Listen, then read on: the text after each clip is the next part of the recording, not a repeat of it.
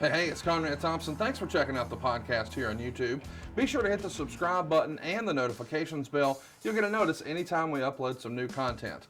And when I'm not asking Bruce, hey, how big was Batista's? Well, you know. One of the things I like to do is help people save money. And if you're watching this video right now and you're in a 30-year loan, man, you're overpaying your single biggest bill and you may not even realize it. I want you to do a little experiment for me. Take your calculator out, multiply your monthly house payment by 360 payments. That's how many payments there are in a 30-year loan. That big scary number, that's your total of payments. You're looking at that number? You know you can do better. Keep more of your own money right now and go to savewithconrad.com. Or maybe you've got credit card debt. Man, it's not a matter of if I can save you money with that. Your average interest rate on a credit card is more than 20%.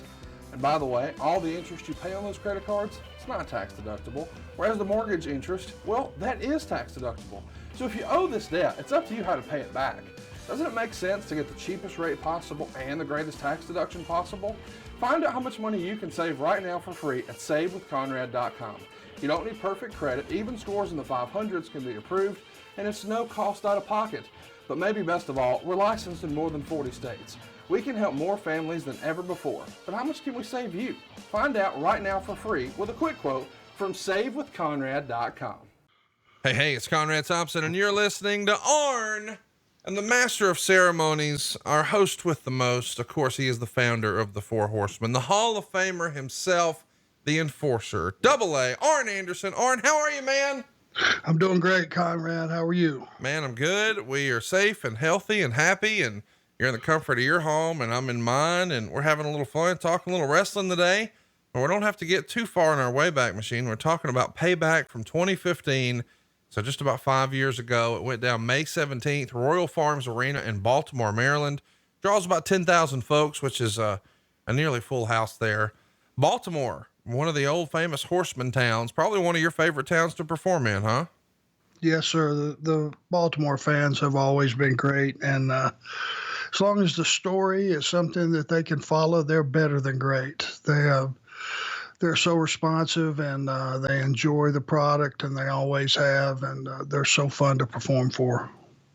What is it about that building that makes it so historic for wrestling? It feels like so many great wrestling matches and memories have happened in that particular arena. Probably 8 out of 10 times they've been close to capacity.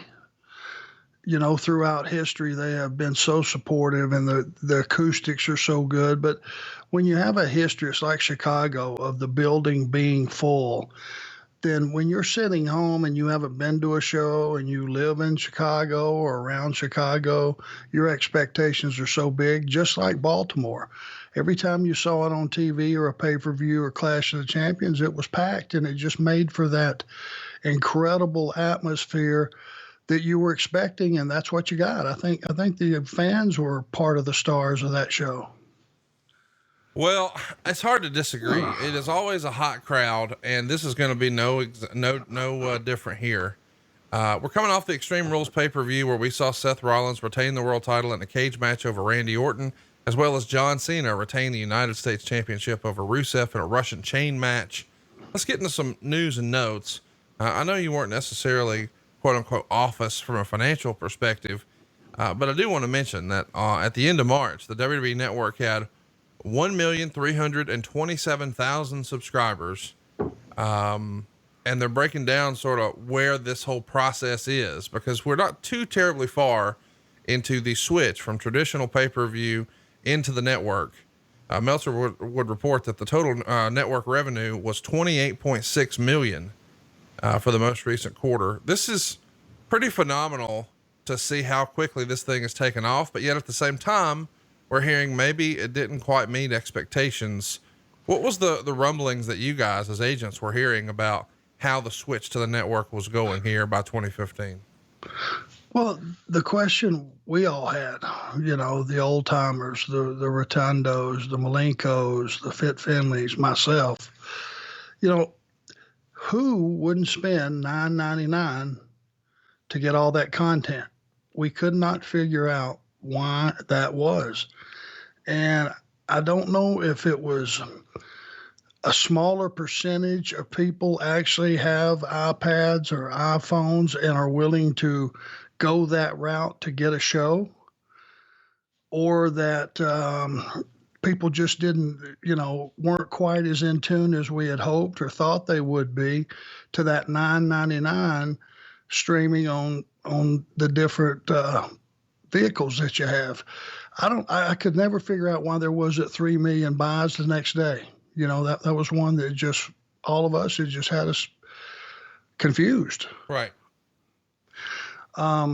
Because if it was me, no matter, $9.99 is one trip through Wendy's. It's not a lot of money for all that content. It was one of those things that I just thought was a no-brainer. And once it became something that you didn't have to sign up for a number of months, you could literally do it month in and month out. It really was a no-brainer. So I don't know why it is not on fire to this day.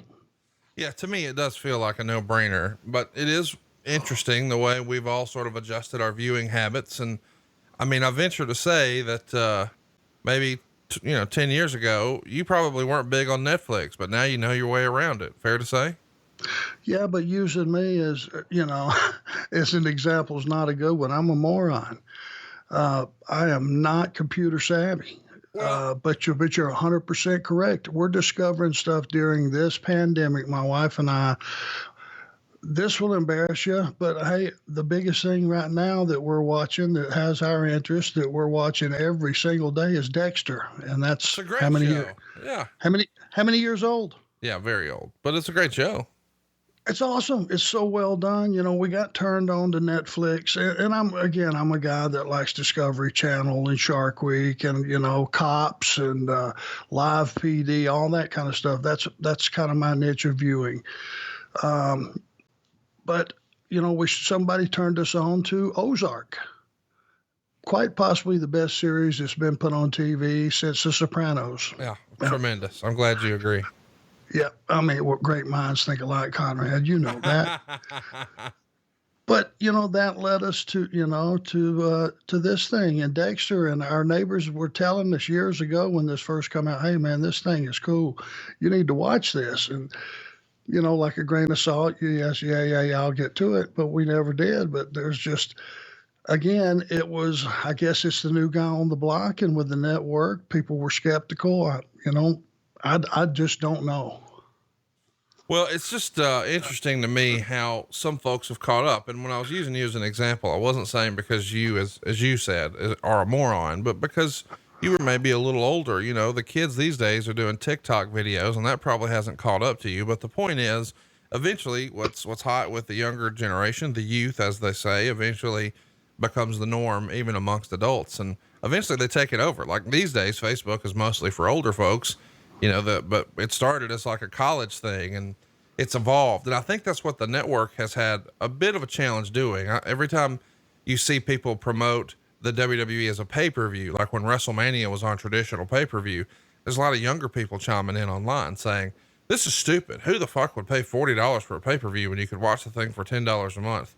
People who don't know how to pay $10 a month. I mean, that's the idea. That's just, they're in the, hey, I've got my DirecTV or my Comcast. These aren't cord cutters. These are people who still watch TV the traditional way. And they're, as Bischoff would say, clicking through the channels.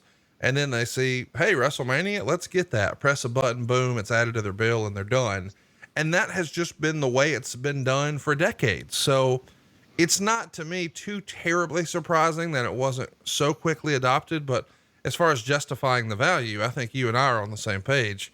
It's probably the best value going in wrestling, besides adfreeshows.com, of course. Of course. Well, and I agree with you on that. And to be honest with you, the people that wake up on Sunday morning and go, this pay-per-view is on, I forgot that was on. And they call their two neighbors who live across in the cul-de-sac, say, hey, you guys want to grab a case of beer and come over tonight, watch this. Those are the guys that can afford the $49.95 or anyway. Right. These are older people that decide what they're going to do that morning when they make up, and they don't necessarily plan everything way out. So I think there's a niche for everybody, because those numbers, they would always tell us that you would be surprised at the number of people paying $59.95 or whatever it was to get it the traditional way. And we would just scratch our head and go, okay, thank God for them. Yeah, absolutely.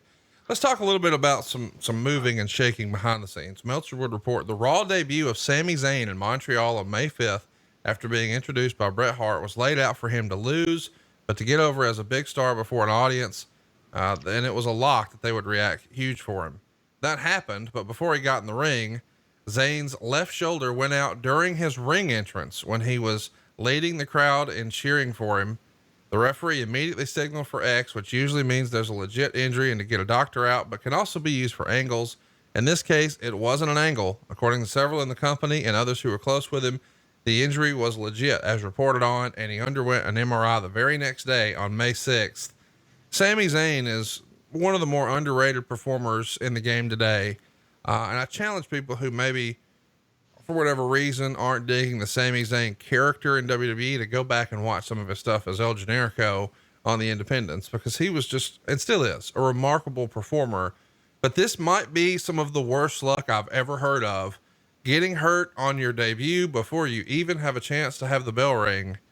It's heartbreaking to say the least. I would suggest to Sami Zayn. Now, I'm not sure if he's a religious man or not, but if he is, whichever God that he serves, he has incredible heat with.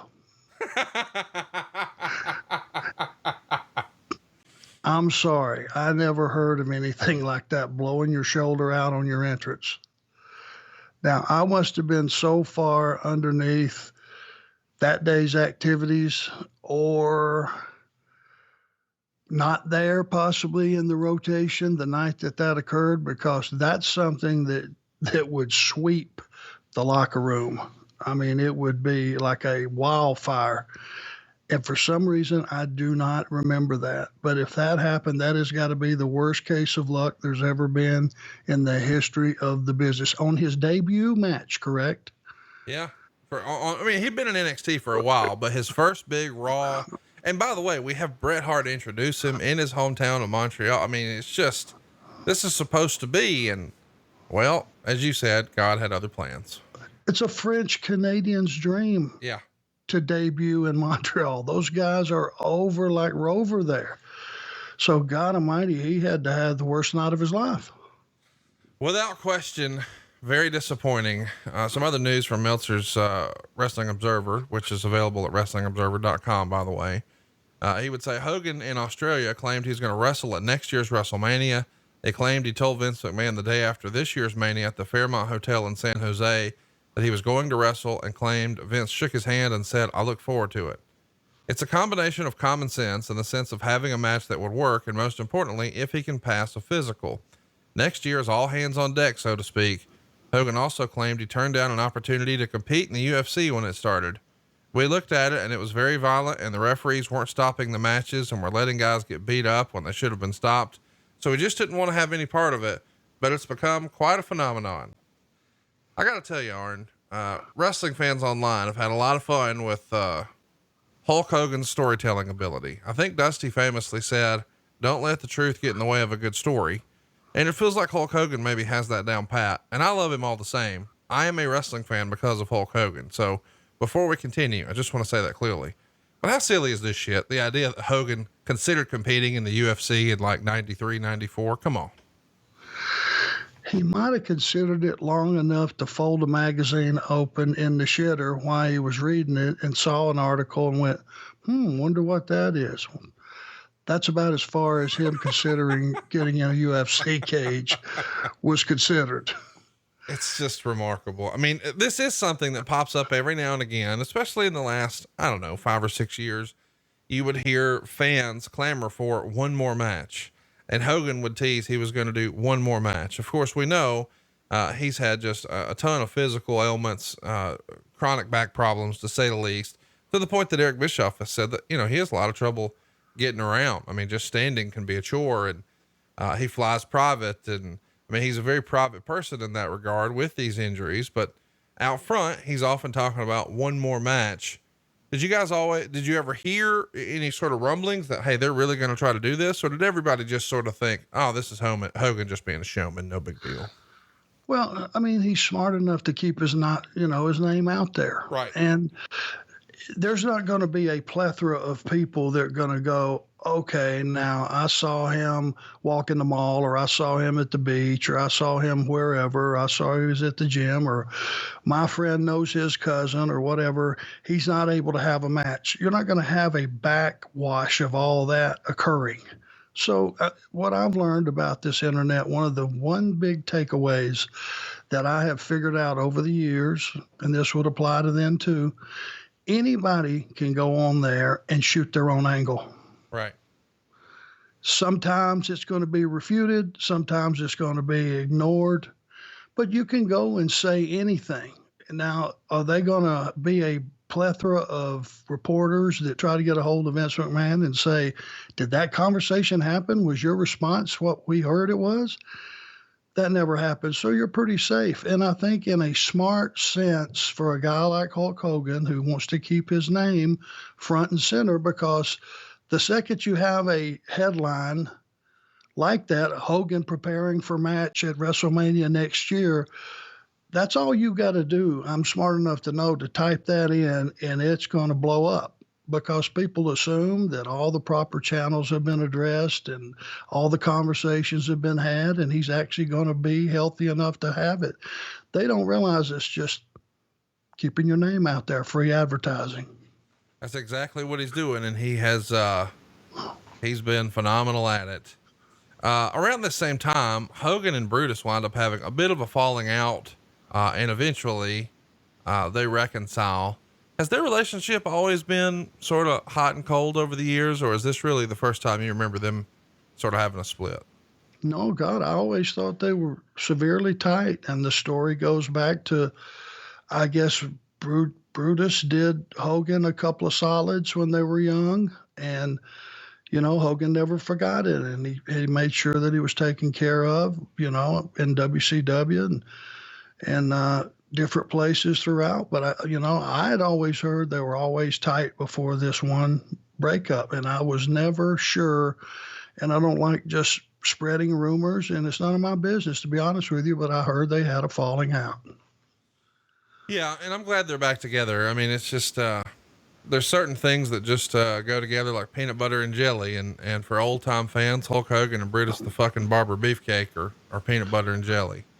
Let's talk about the NXT brand and how it's really growing here in 2015. Meltzer would write, WWE's attempt to establish NXT as a viable touring brand looks thus far to be an early success with a weekend Northeast tour that got rave reviews. Paul Levesque has described the remainder of 2015 as an experimental year. They'll be running more and more shows on the road, not just around the country, but they're even talking about a European tour. They're looking at running different types of buildings to see what works and what doesn't, and perhaps even doing some festival style touring as well. The plan for 2016 is for NXT to become a full-time touring brand running 3 high shows per week in a certain part of the country, just like the other 2 major tours. Thus far, the fan reaction at every show outside of Florida has been phenomenal. This year, the question is what the drawing power will be when they go into markets and play them a second time and figure out what size of building they're best suited for. Paul had said the ultimate goal would be running both the national touring NXT shows as well as running at the same time the smaller Florida arena shows in the 250 to 500 seat buildings, giving the younger talent ring experience and maybe keeping some headliners. He said this is the goal for the next few years down the line, and it makes sense because they've got somewhere between 65 to 70 wrestlers in Orlando, and the only way they can really learn the business is to perform in front of live crowds regularly. So this is really the rise of NXT. It started to get a bunch of attention with that takeover show in 2015, and man, they were just off to the races. What was the word you're getting as an agent about NXT, what the plans were, what the growth was, and what did you think about the method they were using to sort of recruit talent, train talent, and then get them ready for the main roster with NXT? Now, knowing me personally, as we have gotten to be friends over the last couple years, Sure. What do you think my opinion was of that? I think 2 sides of the coin. I think the old school traditionalist in you absolutely loves that these guys are going to be working in front of live crowds, in front of smaller buildings and honing their craft. But I think the other part of you, the person who works for WWE at the time, is probably thinking, oh shit, this ain't going to be all good for me. You know what? You're 50% right. Okay. I love the fact because it was a wrestling show.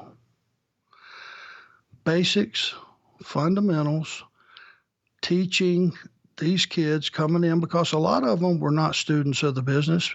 We went out and we solicited a lot of that talent that's at NXT. They weren't guys that were independents that had put their time in, worked for nothing or little or nothing, had driven 1,000-mile round trips to get a booking and all those things that a lot of us did.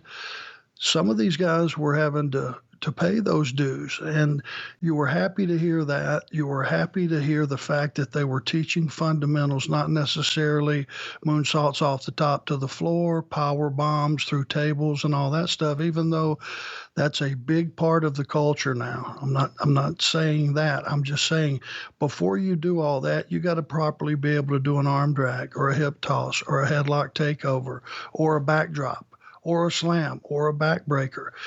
You got to be able to wrestle through, chain wrestling and things of that nature before you get to that other stuff. And that was what was being taught.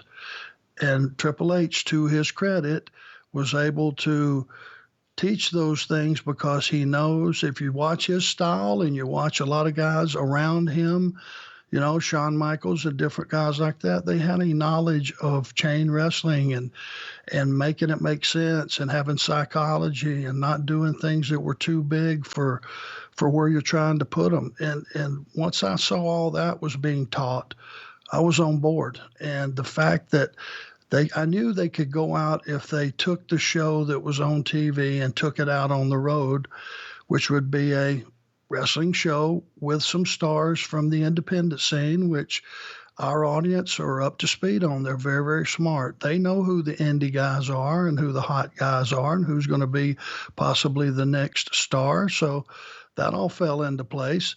Plus, you've got the kids that have had nothing but time in the gym, just training matches. They could go, to the Florida towns and do the 250 people to 300 people. That's still a lot of people reacting to what you do, and they'll give you plenty of feedback on what's going on. So I thought it was a great idea, and I still do. It has definitely captured the hearts and minds of a lot of fans. But it does feel like, and again, I know when I bring this up, you're going to, no matter what you say, we're going to be criticized because you now work for AEW. But it felt like before AEW was a thing on TV every week, NXT was sort of the cool company. And it's of course WWE, but I'm saying people didn't miss NXT. It was the most talked about show around. And now with AEW, for whatever reason, it feels like the perception and the quote unquote swag of NXT has diminished a little bit. And I can't put my finger on why that is. Do you agree? And if so, why do you think that is? Well, do you think that some of the guys from the main roster have been bumped back down, so that you have more star power on that show?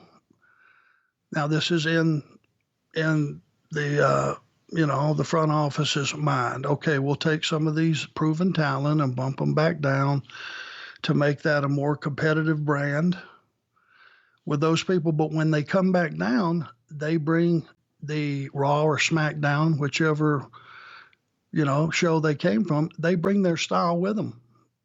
So it's not NXT and NXT style matches.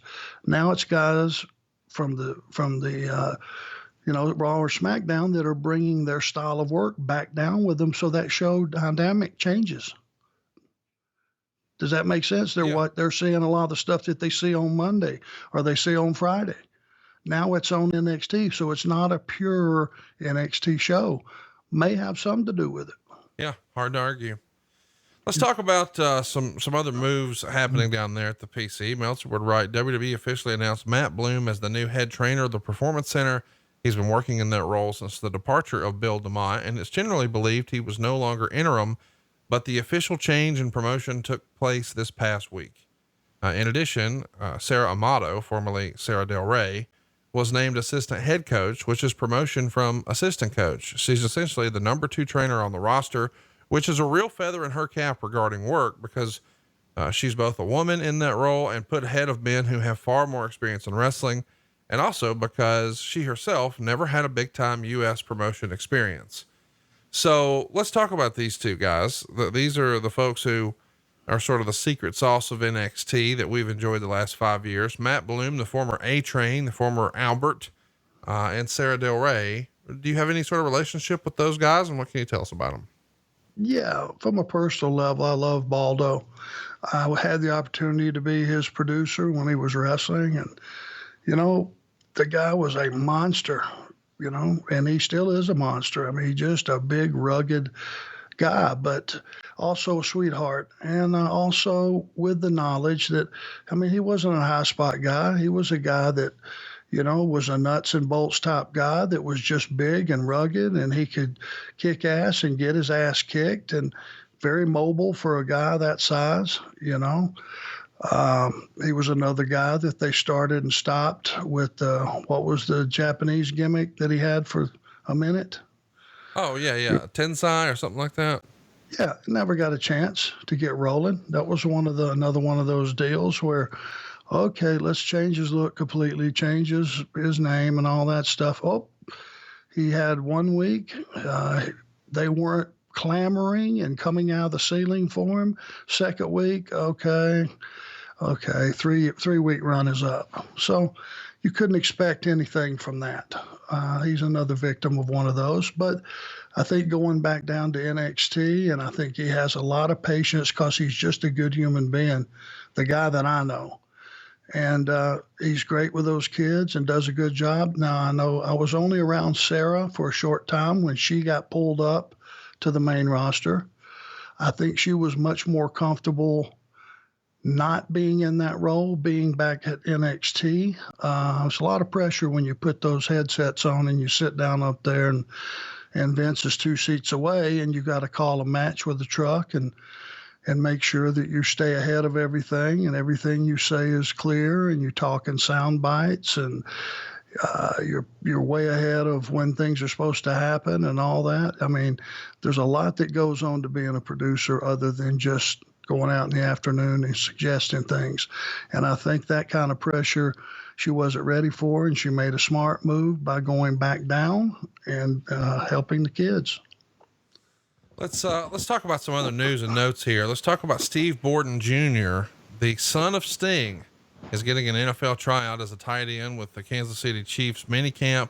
He played at Kentucky, but he wasn't drafted, and most folks considered him a long shot to make it. And when asked if he doesn't make the team, if he'd try pro wrestling, he was quoted as saying, "I always tell people, if one day I'm homeless on the streets, then I might try it." He's 6'3", 255 pounds. And Meltzer would say he looks like a cross between Sting and a young Uriah Faber. Did you ever hear any sort of rumblings from the Sting camp as to whether or not his kids were ever going to consider wrestling, or like a lot of wrestling dads, did he sort of wag his finger and say, "You do not need to get in this business"? That's probably so. I'm sure Sting didn't encourage him. And I don't know if he discouraged him or not. I don't really know how to take the quote from the kid. I'm not sure that if he was homeless, he might give it a try. That's a little strong. You might want to give it a try a little bit before that happens. I don't know. But I wasn't really up to speed on Sting's boy.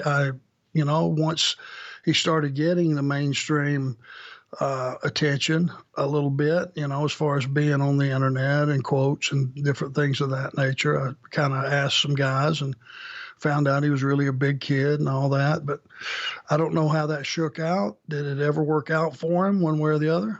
I think if he was playing pro ball, it would probably have. We would have heard about it.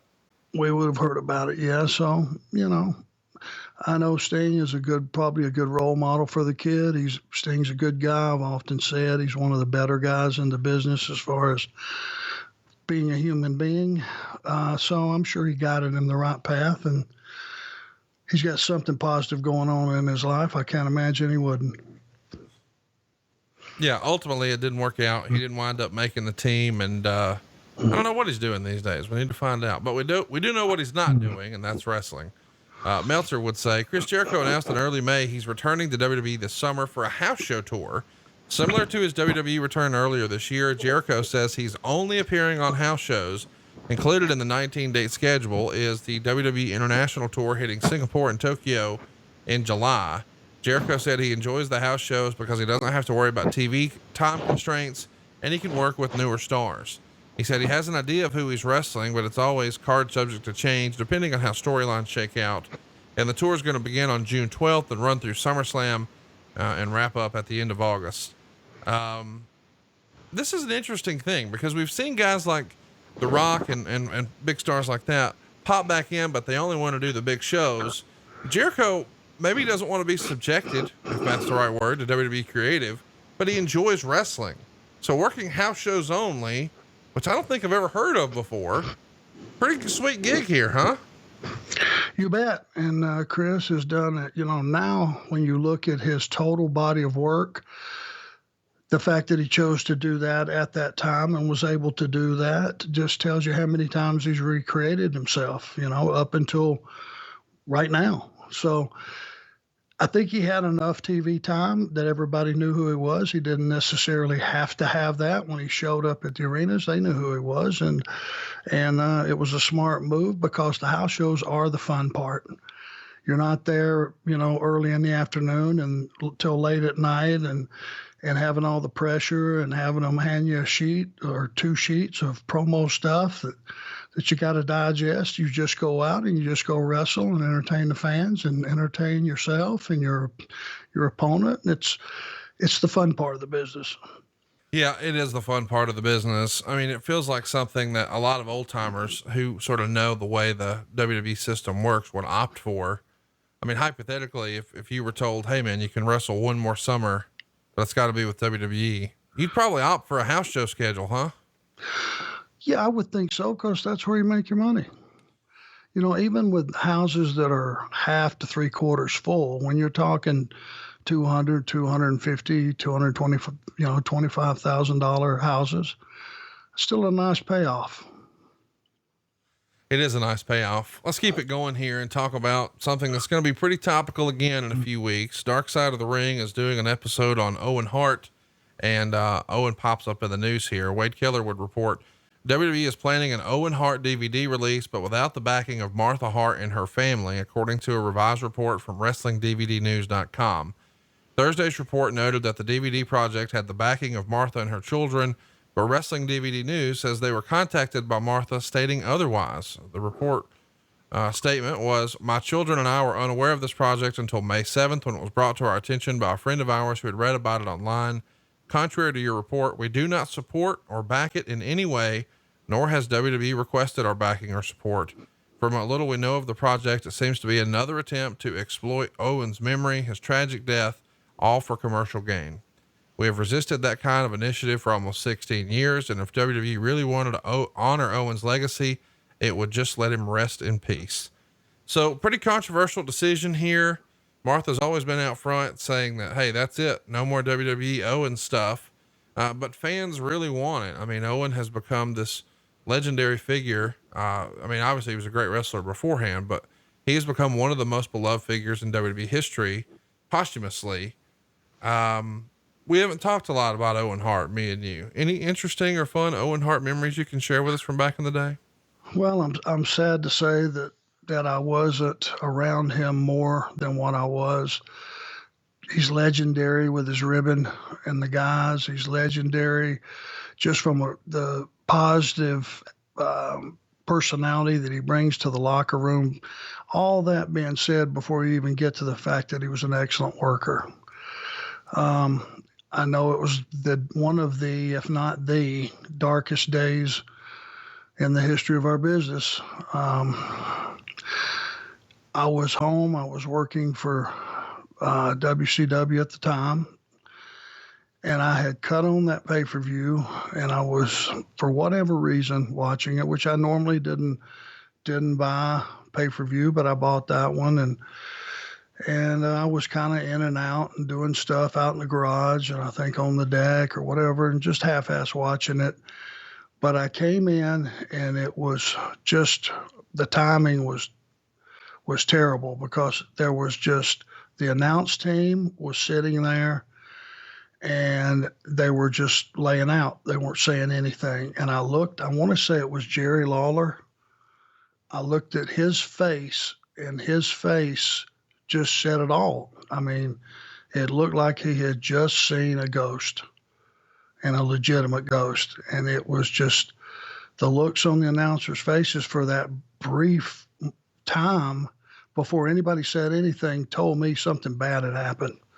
Now, I had no idea of how bad it could be, but then I started watching more and more and more, and my phone started ringing, and guys were calling me, said, God, any chance you're watching the pay-per-view, WWF pay-per-view, something bad has happened. And then I started to get the word, and man, it's one of those things that you knew it was possible, but you'd put it so far in the back of your head that somebody could actually lose their life in the ring.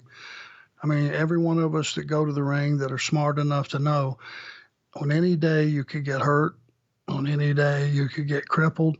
I don't think any of us put in the back of our head, any day you go to the ring, you can die. I know that I didn't go that far in my thinking. And man, it was just a really, really, really dark day, and we lost one of the good guys of the business, as far as, the friend he was to the guys, the performer he was for the audience, and the family member, husband, father, all those things, the positive things that you can be. I guess just from talking to other people, he was really a favorite of a lot of the guys. So it was a terrible day. Let's talk about Payback. Let's get to a brighter spot. We see R-Truth pin Stardust in 6 minutes and 47 seconds. Meltzer would say not much to this one, with R-Truth winning after the lie detector, star and a quarter. It's hard to believe that this is what we're doing with Cody Rhodes, knowing what we know about Cody Rhodes now. You and I haven't ever talked about it here on the show. What did you think of the Stardust character? Well, I didn't dislike it from the fact that the costuming and Cody looked good in that character. I know that every time I dealt with Cody from day one, he would give you the best he could. And I knew that there should be some good things happening for him in the business, because his attitude was good. His ability was good straight away. And they put this character on him. I didn't know how strongly he was against it until later. But I thought he did a good job with it, and he looked good in the costuming and the whole deal, but there was no plan past that to take Cody Rhodes, who everyone knew was the son of Dusty Rhodes, and take that character, and doesn't have to do anything with Goldust or anything to do with the American Dream, but somehow elevate that character. But when they change you and change your characters, and you just stay at a level push, you don't go anywhere with that, then what was the reason to change you? If there were no positive plans, to elevate you. And that was what I couldn't figure out. I know that there was probably on this match, no build, no story, no nothing, probably, right? Yeah. So you know what you do? You go out when you have no story and no build, and you're a new character, and some people know who you are and some know who you're not underneath that paint. And, you just go out and have a first match.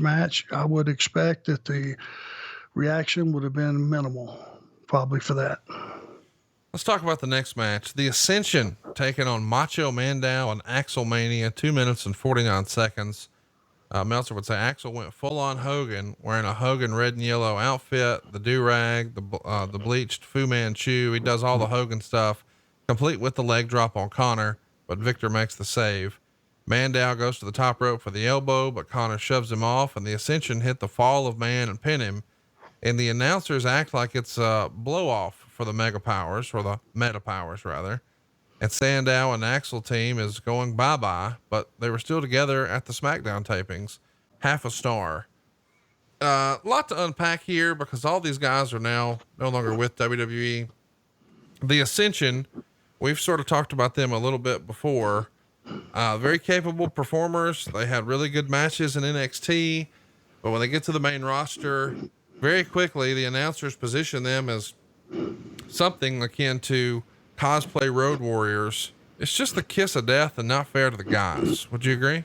Yes. And Fit Finley used to say this, and he and I would, talk about it all the time. Why would you take any character that is on our show that the company professes to being the number one wrestling company or the number one sports entertainment company in the entire world, and put them on our TV show with valuable TV time and bury them, have the announcers bury them? How do we make them look bad on our own show? What is the sense to all that? What could the mentality possibly to be to get guys out there, and other than enhance them in every way possible, get them out there and make clowns out of them? And it happens all the time. Is it a Vince call? Sure. Everything character-wise passes by the big chair on, if it's the last place they go, it goes by the big chair for approval. Make no mistake, characters, angles, you name it. It's just, it's a little bit of a head scratcher. So we've covered the Ascension. Let's talk about the meta powers here with Macho Man Dow and Axel Mania. I know this is quote unquote silly, but that's the idea, that it's supposed to be fun. And Dusty once did a shoot interview where he talked about putting together a wrestling card, and he sort of drew comparisons to the circus. And he said, yeah, you need the lion tamers, you need the trapeze artists, but you need the clowns too. And the idea is there's something for everybody.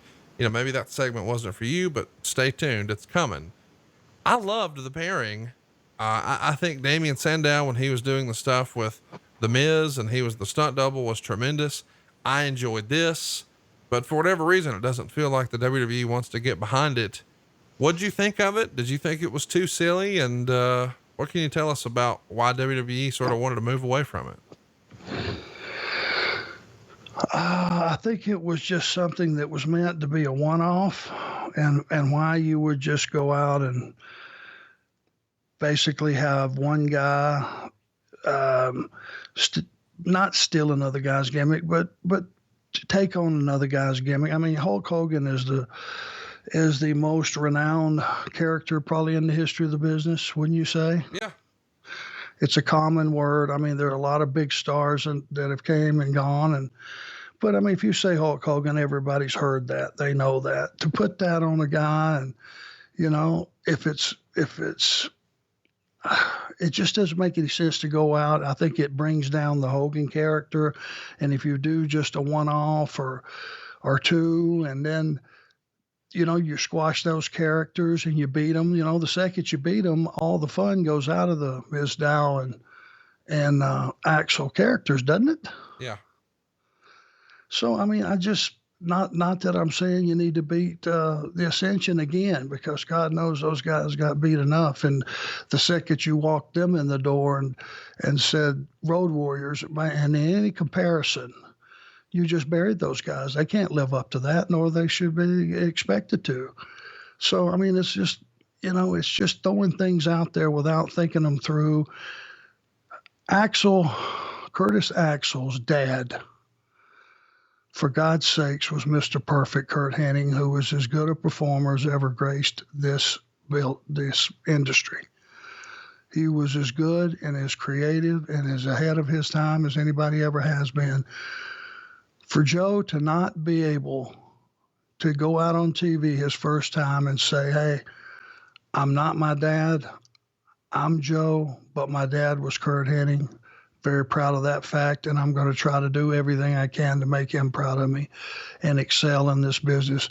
My granddad was also, and fill in the name for me here. Oh, Larry the Axe Hennig. Yes, Larry the Axe Hennig. Sorry, I had a brain fart. No disrespect to the Axe. But his lineage was huge in this industry. Why he wasn't able to take advantage of that, and you just go that way.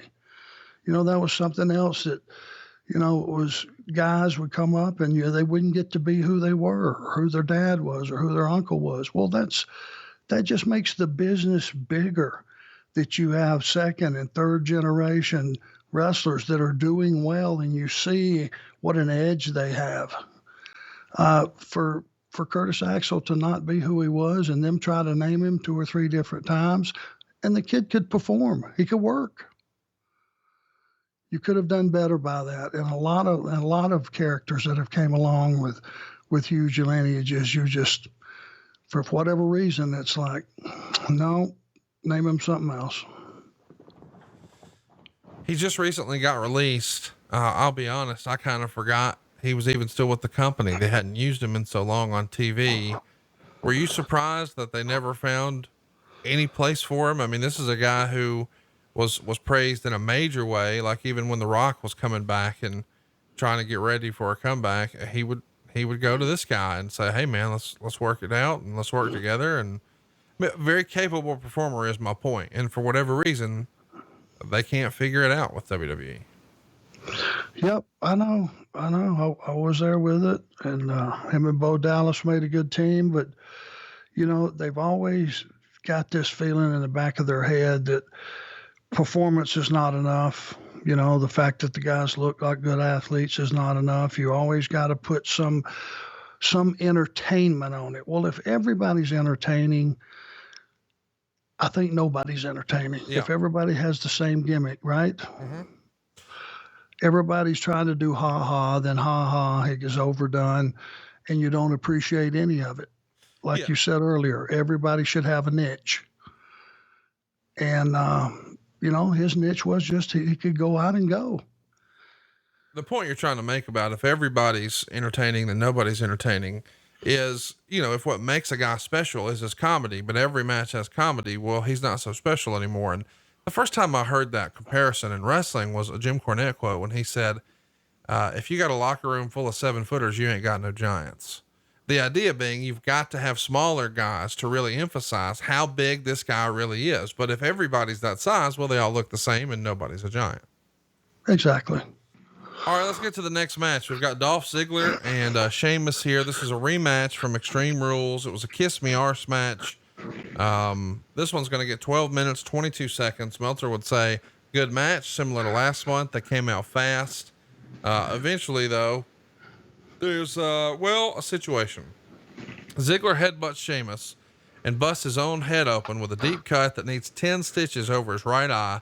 He's bleeding all over the place, and the cameras are having to struggle to sort of shoot around the injury. They immediately go home with Sheamus hitting the brogue kick for the pin. It gets 3.25 stars. And they had plenty of time here, 12 minutes, 22 seconds. But as we said, Sheamus gets the win. Ziggler is a bloody mess. What do you remember about this one? Yeah, it was just one of those that backfired on Dolph. He laid that headbutt in, and Sheamus is hard-headed. We've talked about that. Little pun there. But I'm sure that in that time that they had allotted, they were tearing it up. Dolph has that ability to make everybody look better than they are, and Sheamus was a big crowbar. I'm sure it was very physical. I understand that they finally paid off the Kiss My Arse portion that they didn't get in the previous pay-per-view, right? Yep. It's just a hot spot. Yep. They could have got it during, I think we talked about on that particular show, they could have got it there and got it here too. When it's something that demeaning, you could probably get a little mileage out of it. So, but I'm sure that,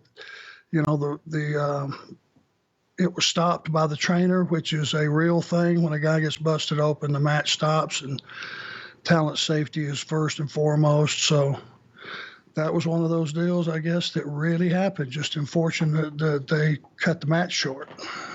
Next up, we see Seth Rollins and Kane backstage discussing the main event, and Kane is teasing that he's going to let Rollins lose, saying that losing may teach him how to be a real champion and a real man.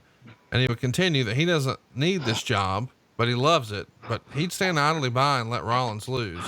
Well, the security team here, Noble and Mercury, they're trying to get tough with Kane. He's just laughing in their faces. And Meltzer would critique this and say, so instead of the world title being pushed to find out who the best is of the top 4 guys, now it's all about what Kane might do. What'd you think of this? Yeah, that kind of muddies up the waters of who's the best of the best, doesn't it? It does. And that's the one thing when you're being led as a announcer, you have to say what is being fed you. Just hearing the story. And again, sometimes when I go back and I hear the story of the match and I hear about things that happen, or I watch and I see things happen, it makes you really wonder why you did stuff. But to me, that story is pretty simple. You got 3 members of the Shield and you have Randy Orton as the 4th guy, right? In the match. Yeah, well, we haven't talked about the match yet, but yeah, that's exactly right. It is a 4-way. It's Seth Rollins, Randy Orton, Dean Ambrose, and Roman Reigns. All I was saying is, on that particular backstage promo, wouldn't you have been better served as an audience member by them just hypothetically having the Shield back there and just saying, no doubt you have the odds, and the odds are ridiculous. There's 3 of you guys and Randy Orton. And let those guys tell you that it's going to be decided amongst those 3, that Randy won't have a say in it one way or the other. Which immediately, when you tell me that, I'm thinking right away, Randy's going to be the guy. You can drop little hints that say this will never happen, but in our business, that's just a neon saying that's exactly what's going to happen. Right.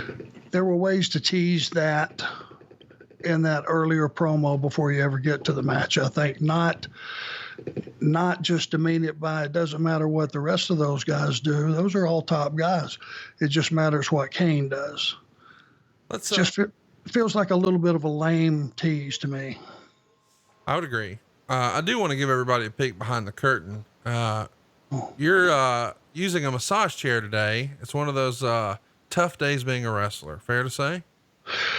Yeah, is it coming across? Are you hearing noise? Well, maybe a little bit here and there. I'm applauding you for soldiering on today, because I know that, your back's not having its best day today. And, it could have been worse. You could have been receiving all those spine busters all those years, but you can only take so many doomsday devices before eventually you get a little hitch in your giddy up, huh? Yeah. And it just depends on how I sleep that night, or if I've been over and picked up something the wrong way the day before. It comes and goes. It's not all the time, but today is one of those days, obviously, that it's giving me fits. So if I hear a little something in the background, that's what it is, and I apologize. Oh, you don't have to apologize. We appreciate, the realism that, hey, this isn't ballet, as they say. And the next match proves that. It's the 2 out of 3 falls. We absolutely love these guys. It's the New Day taking on Tyson Kidd and Cesaro. Again, it's a rematch, but we're not upset about that at all. This one's 2 out of 3 falls, as we said. New Day retain. Pretty cool stuff here. Meltzer would say, in some ways, the match was great. Doing 3 falls in 12 minutes made no sense, and there were several key mistimed spots, including the second fall finish. But we do see lots of fun stuff. Cesaro gets to use the giant swing into a Kidd drop kick, which is really something you got to see. I'm a fan of these guys. At the end of the day, our favorites, Tyson Kidd and Cesaro, didn't get their hand raised, but Meltzer still liked it. 3.5 stars. They're trying to use the Freebird rule here a little bit with the 3 members of the New Day and making the most of it. These are entertaining, underrated matches. And, I know you have a soft spot for tags. I know you love this one. Oh yeah, I did. And they made sure it was different from the one before, and they're always being creative and ways to change things up, but still get their signature stuff in there. And the New Day was really working hard, and it's just one of those things that anything is possible when all hands are on deck. And And they were that day. It was probably one of the top couple of matches on the show, I would imagine. Next up is Bray Wyatt and Ryback. We're sort of winding Ryback's in-ring WWE career here down. Bray Wyatt picks up a win, 10 minutes, 52 seconds. He would describe it as being very physical, although not a lot of heat. Sister Abigail gets the pin, 2 3/4 stars. We haven't spent a ton of time talking about these two guys, but Bray Wyatt a year prior was wrestling John Cena at WrestleMania. It feels like his star is fading a little bit here. They're going to try to heat him back up. Ryback, sort of the same story. Back when he was feuding with CM Punk just a few years prior to this, they were setting pay-per-view records at the time. I mean, the highest pay-per-view numbers for a non-WrestleMania were Ryback when he had that streak going, and he was challenging CM Punk. Here, it feels like these are both guys we're trying to level up, but we're not sure why they weren't already there. What'd you think watching the match back? Well, it was probably be a best of the guys that had not fared so well in their last 6 pay-per-views or so. I know Bray Wyatt went on a string that he didn't win a match on a pay-per-view. I think I heard this 8 in a row. I believe it. Something like that. And I know that Ryback caught on. I mean, this guy's a monster and could get around the ring pretty damn good as a monster. And I know that there was a time when he first started getting his babyface push that the people got with him big time, and they believed in him, and they, the Feed Me More stuff. They were chanting that, and he was selling merchandise, and, and I had a lot of his matches during that time, and I thought he was getting over. And again, I don't know why I even question this, but it's like all of a sudden he's getting the good push, and then, you had the nice run with Punk and all that stuff, and then things just started to, it's like somebody unplugged it. Who will know? He will know. He can tell you, I'm sure. I can't tell you the backstage stuff or the conversations. I just know he was a pleasure to do business with. And same with Bray Wyatt, who was very, very creative and knew his character. And all the elements would have been there for that to have been a dynamite match if it would have been built properly. And I could pretty much assure you that it wasn't. Let's talk about the next match. This would have been one you were agenting. It's John Cena and Rusev in an I Quit match for the United States title. And unbelievably, they get 27 minutes, 59 seconds. Of course, we know what's coming at the end. Cena has the STF while wrapping the top rope around his face and eye. This is after Rusev has undone the ropes. So they're going to use the ropes as part of the finish. Rusev is screaming in Bulgarian. Apparently I quit in that language. So Lana is going to effectively quit for him. 3.5 stars. I really loved, I think, I don't know that you've mentioned the phrase before, but somewhere in this era, maybe 13, maybe 14, people started to refer to John as Big Match John. The idea being he'd go out and have a passable house show match and he'd cut a great promo on TV. But when the chips were down in a big time pay-per-view style attraction, you were going to get a big performance from John Cena. This is no different. It gets 3.5 stars, but the creativity of unhooking the rope and using it as part of the finish, I loved. I'm sure you were a fan of it. What can you tell us about it? It was my idea.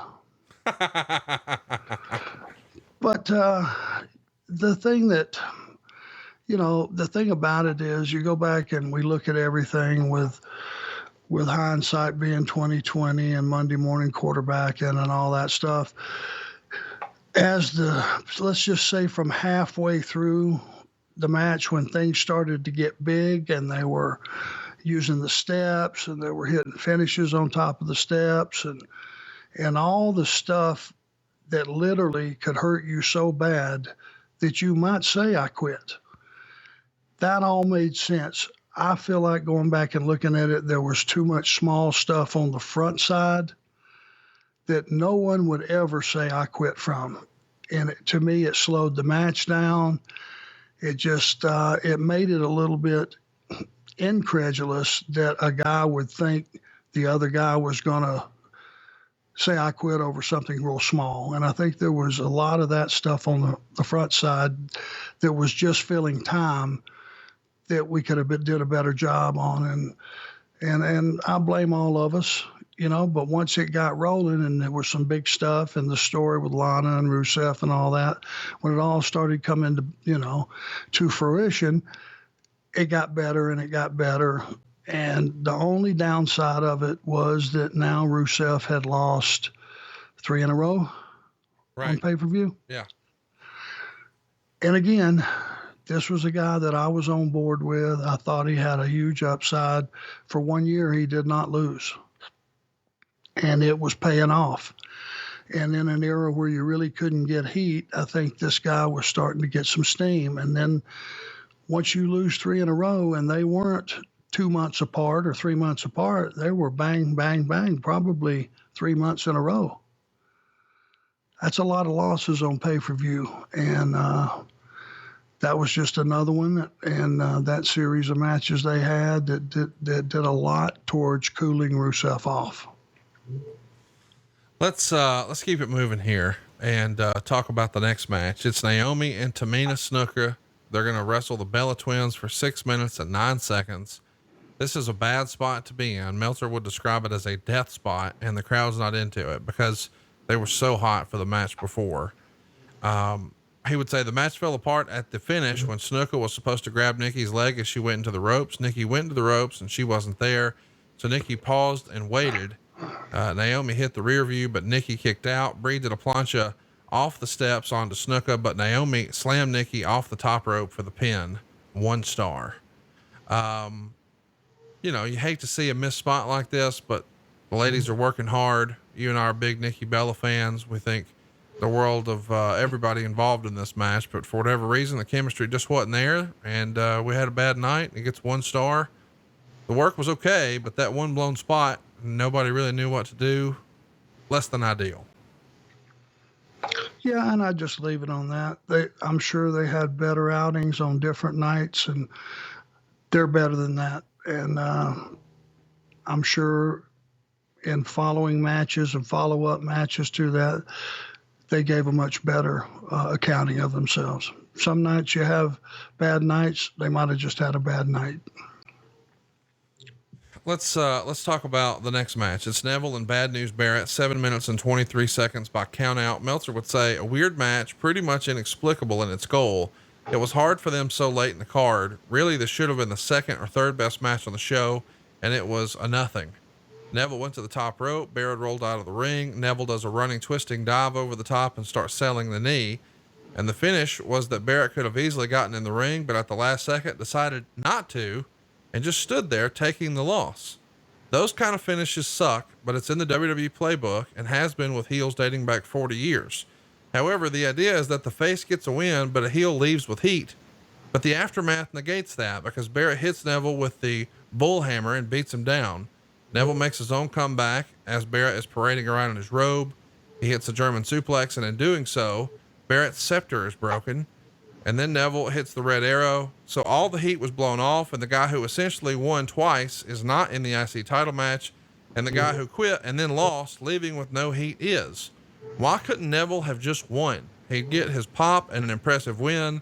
Instead, it was a totally flat finish. 1.5 stars. It is a bit of a head scratcher. What did you think of the finish? I would just answer it by saying Neville should have won. That's it. Yeah. We can go back and resort through all this stuff, come to the same conclusion. The wrong guy won. Right. Let's keep it going. Talk about the main event. 4-way, as we teased at the top. Seth Rollins defending against Randy Orton, Roman Reigns, and Dean Ambrose. As a reminder, at Extreme Rules, Seth Rollins defeated Randy Orton in a cage match to retain the world title after interference from Kane, Jamie Noble, and Joey Mercury.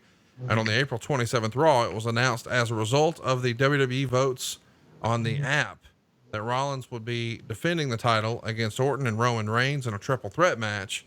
And then on the May 4th Raw, Ambrose defeated Rollins in a non-title match and therefore is added to the match. And on the May 11th Raw, Triple H would decide if Rollins loses the title, Kane would no longer be director of operations. So Kane's job is on the line as well. as if there wasn't enough at stake with the world title. 20 minutes, 42 seconds. Meltzer would note in the intros, Reigns was booed a little. Lots of interference, through this thing, as you might expect. We get Mercury and Noble, attacking Roman Reigns. We also get Kane hitting Reigns with the steps and choke slamming Reigns on the steps. Lots of, shenanigans. Meltzer would write, Kane went after Orton, but Orton laid out Kane with an RKO, but that allowed Rollins to hit a weak looking pedigree on Orton for the pin. It was well laid out and the best match on the show, but it felt with so much interference constantly as opposed to just for the finish, like a clown show rather than a title match. 3 3/4 stars. I think Pat Patterson a generation ago would say there was lots of gaga. What'd you think of this one? Too much? I'm not sure, because we have so conditioned the audience that in those matches, and what you have to go back and reiterate if you're an announcer throughout this thing, because people forget, is when you have a fatal 4-way or a triple threat, technically it's like a no DQ. You can use stairs and chairs and tables and all that stuff. What we do inwardly to try to protect that is when you have a triple threat, you just don't use all the toys. Right. Well, in this match, when you got the run-ins from J&J and you've got all this involvement from everybody else to try to make this thing as exciting as you can, you have to remind the audience that this stuff is all legal, or otherwise it's just like it's out of control. Why is none of this disqualified? All those different things. So it's like got to be all hands on deck. And, a lot of those false finishes, because the guys are so smart in that match, as far as coming up with intelligent stuff that really reeks of being a finish. It builds the drama and it builds the drama. And it's all intended to have, this thing peak at a time when this guy's going to win. Oh, no, the other guy's going to win. No, oh, I didn't see that coming. That's the goal that you try to build to in these type matches. And, you could say it's too much. And the one thing I would say is I think this was during a time when Seth, other than using Hunter's finish to win the match, should have won his own. So at least what you walk away from this whole thing is the strongest move of the match is Seth's, and that's what won it for him. That would be the only tweak I would make and the only change I would make, I think. It's kind of hard to go back and Monday quarterback that match. The readers of the Wrestling Observer gave it 59.8% thumbs up, 9.5% thumbs down, 30.8% thumbs in the middle. They thought the best match by far was the 4-way main event, followed by New Day, Tyson Kidd and Cesaro. No surprise there. The worst match, unfortunately, was the ladies. They lead that one. What'd you think? Best match? Do you still think it was the main event, the 4-way? Yeah, just because of the star power. I think so. It had the most to lose and most ramifications and all those stars out there. I think probably they're exactly right. And I would have went with the tag match with the New Day and Cesaro and TJ second. Everything else would have been subjective, I think. Well, what's not subjective is that we're doing hashtag Ask Arn every other week. That's what's coming up next week. If you haven't already, throw us a subscribe button, hit that 5-star review, and tell a friend. But most importantly, follow us on Twitter so you can ask Arn a question. It's at the Arn Show. But before we get to next week, we've got some questions about today's Payback 2015. A few days ago, we tweeted on an upcoming Arn. We're talking Payback 2015. Have a question for Arn? Drop them in the replies and use hashtag Ask Arn. Let's get to it here. RJ Krasinski writes, if TJ didn't have his career cut short due to injury, what do you think his career could have looked like in WWE?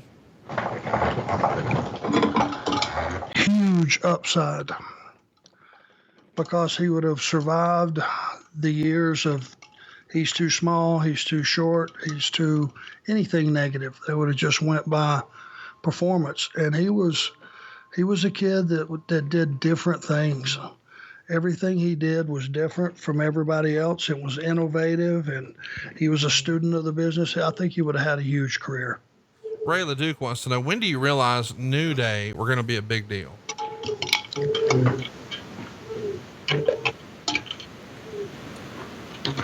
Probably the first time I saw them function as a unit.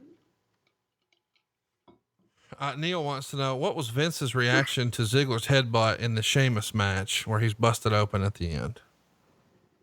Well, he knew it was an accident. Everybody knew it was an accident. We pretty much, the guys that were watching the match closely saw it. It was just one of those deals that in this business, you know, a half an inch makes a difference. And sometimes over rotating somebody, a headbutt's too close, a punch is too close, a kick is too close, and it ends up being full contact. And that's what you had there. Nick wants to know, can Arn shed any light as to the thinking behind Seth's curb stomp being banned and how he felt about the use of the pedigree as a finish? I didn't like him using Hunter's finish. And the reason was the pedigree. Just one day, the guy that makes the decisions looked up and said he didn't like it. He thought it was too dangerous, too something, not enough of something. It was just made out of nowhere, because I remember the look on Seth's face of disappointment, not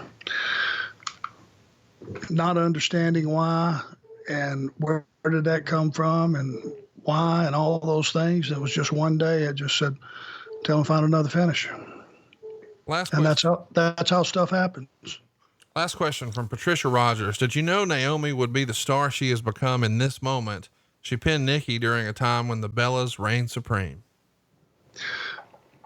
There was a period of time that Naomi, she either came back from an injury or something, but she looked like, I just noticed her getting in the ring earlier in the afternoons, and she had rededicated herself to getting better, and she really made some improvements. I don't remember the exact time frame. It could have been later than this, but she really went through a period of it's almost like the light came on for her. And she was very athletic, sweetheart, worked really, really hard. And I just think that at some point the light came on for her and she really got better. No doubt about it. And we hope your back gets to feeling better. Until next week, he is at the Arn Show. I am at Hey, it's Conrad, and we are out of time. We'll see you next Tuesday and every Tuesday right here on Westwood One. It's Arn. Hey, it's Conrad Thompson. Thanks for checking out the podcast here on YouTube. Be sure to hit the subscribe button and the notifications bell so you get a notice anytime we upload some new content. And go save yourself some money right now. If you're in a 30-year loan or you have credit card debt, it's not a matter of if I can save you money. It's a matter of how much. Find out right now for free at SaveWithConrad.com.